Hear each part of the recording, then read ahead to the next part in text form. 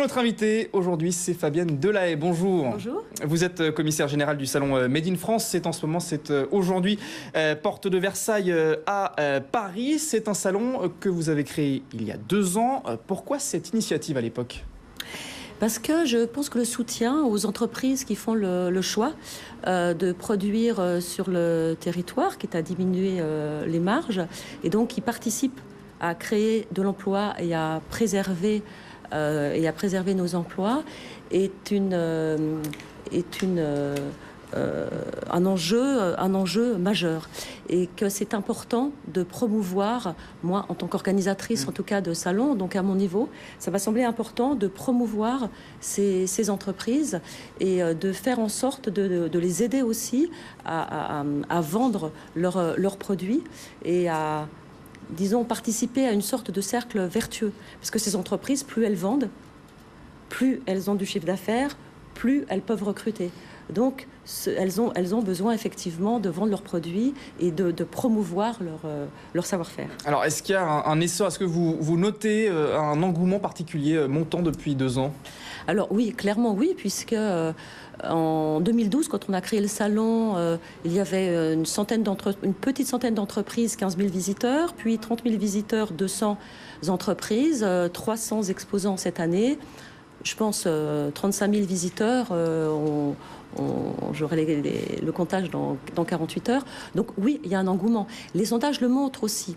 Vous savez, et d'ailleurs c'est important parce que au-delà d'ailleurs des problématiques de coûts, 72% des Français disent que les marques, donc là on est bien dans les marques qui réussiront demain, sont celles qui préservent l'emploi, préserve l'environnement, et donc de plus en plus les achats seront éthiques et responsables. Alors l'un des arguments contre, si je puis dire, le Made in France, c'est que ça coûte cher. C'est une idée reçue, c'est un cliché ?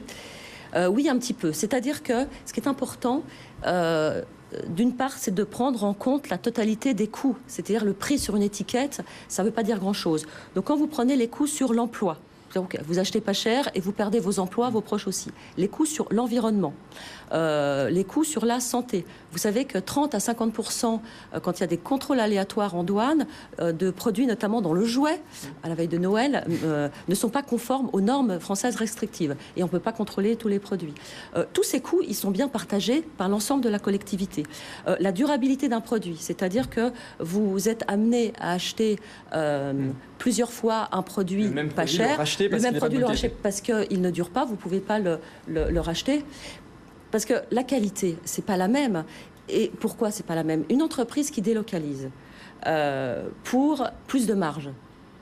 D'accord, elle va payer moins cher les salaires en Chine qu'en France. Mais elle va aussi prendre des matériaux moins bons. Enfin, je veux dire, on ne va pas en Chine pour prendre le top du top du matériau, sinon on serait resté en France. Donc, ça tombe sous le sens que les produits ne sont pas faits pour durer. Donc, quand vous additionnez tous les coûts, je ne suis pas sûre que le Made in France soit si cher. Par ailleurs, juste ajouter, c'est qu'on ne se pose jamais la question du coût de jeans faits en Asie, dont vous connaissez toutes les marques, je peux les citer, qui sont faites en Asie, qui sortent des jeans à 150, 120 euros. Jamais on me dit c'est cher d'acheter un article importé. Alors vous avez sur le salon 1083 qui sort des articles, des jeans bio à moins de 100 euros. Donc c'est moins cher que ces produits qu'on connaît tous. Justement, qu'est-ce qu'il faut pour être sur votre salon ? Qu'est-ce que c'est aujourd'hui du Made in France ? C'est pas du 100% fait en France ? Non, à l'impossible, nul n'est tenu. Et puis, on n'est pas des fous furieux, des talibans du Made in France. Pour moi, ce qui est important, c'est que les étapes essentielles du produit, de la fabrication du produit, aient lieu sur le territoire. Alors, il y a des labels. Moi, je ne suis pas un label. Ce qui m'intéresse, comme vous l'avez vu, c'est la problématique de l'emploi. Donc, est-ce qu'il y a une usine ? Est-ce qu'il n'y en a pas ? Est-ce qu'il y a des ouvriers ? Voilà. Donc, ça, c'est simple à vérifier. Après, il y a effectivement des labels très rigoureux, comme OFG, Origine France Garantie. Là, c'est véritablement un label. C'est-à-dire que vous avez des certificateurs, des organismes certificateurs qui contrôlent les produits. Et là, ils sont effectivement plus Made in France que Made in France. Mais déjà, sur le salon, c'est sérieux et les entreprises, elles sont contrôler. Et derrière les slogans, est-ce qu'il y a une vraie politique à Arnaud Montebourg qui revient sur votre salon cet après-midi? Arnaud Montebourg, évidemment, qui avait posé en une du Parisien Magazine avec cette fameuse marinière. Est-ce que vous avez l'impression qu'aujourd'hui, depuis qu'il est parti, il y a moins d'impulsion au gouvernement? Alors, la dernière campagne, 2012, il y a eu un consensus politique sur la thématique du Made in France et favorisons les emplois, recréons en France, relocalisons et achetons des produits Made in France.